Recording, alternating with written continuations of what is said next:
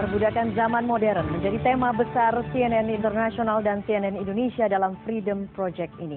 Sebagai stasiun berita nomor 1 di dunia, CNN berupaya ikut berperan serta untuk membuat dunia menjadi tempat yang lebih baik dengan melakukan pemberitaan seputar praktek perbudakan di zaman modern. Sejak diluncurkan tahun 2011, CNN Internasional telah meliput dan menayangkan lebih dari 500 kisah perbudakan di zaman modern ini. Dan berikut adalah petikan wawancara anchor Aziza Hanum dengan Tony Maddox, Eksekutif VP and Managing Director CNN International dari Atlanta. Pertanyaan pertama Hanum adalah, mengapa CNN memutuskan untuk memulai Freedom Project? I was shocked to discover the levels of modern day slavery. I think like many people, I assumed that slavery was a thing of the past, with maybe some extreme cases still ticking on in some parts of the world. But I then did some reading up on the subject and found there's between 20 and 40 million people currently being held in slavery, more time than at any point in history, and I was mortified by that. So I've been looking for a project that I felt that CNN International could do uniquely well, given the range of our services, given the number of countries that we were present in, frankly, given partners like CNN Indonesia and others who could work with us. Can you tell us the success story from this project before, as we know that CNN built this project since 2011? Yeah, I think I would view success in two categories.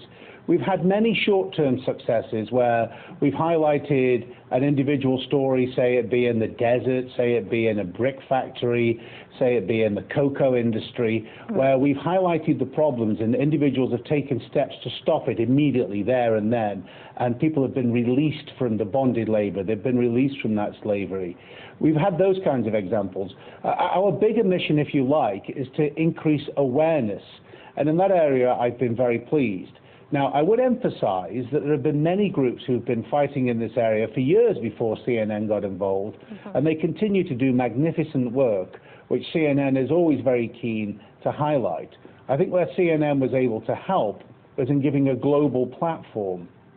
I think because of CNN's range, because of the overall audiences that we have for our TV services and for our digital services and for our partner channels like CNN Indonesia, we're able to reach a huge number of people, and crucially people in power as well.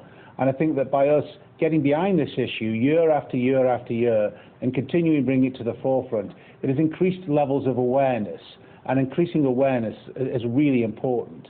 That's where the CNN Freedom Day comes along, really. My freedom is about particularly young people who don't really recognize borders between countries and view other people in other parts of the world just the same as themselves, stepping up and saying, no, we do not want children being enslaved. It is unacceptable to us that children are being trafficked and moved around and sold as objects, and they want to take a stand. I think that's what I would class as the real success of this project.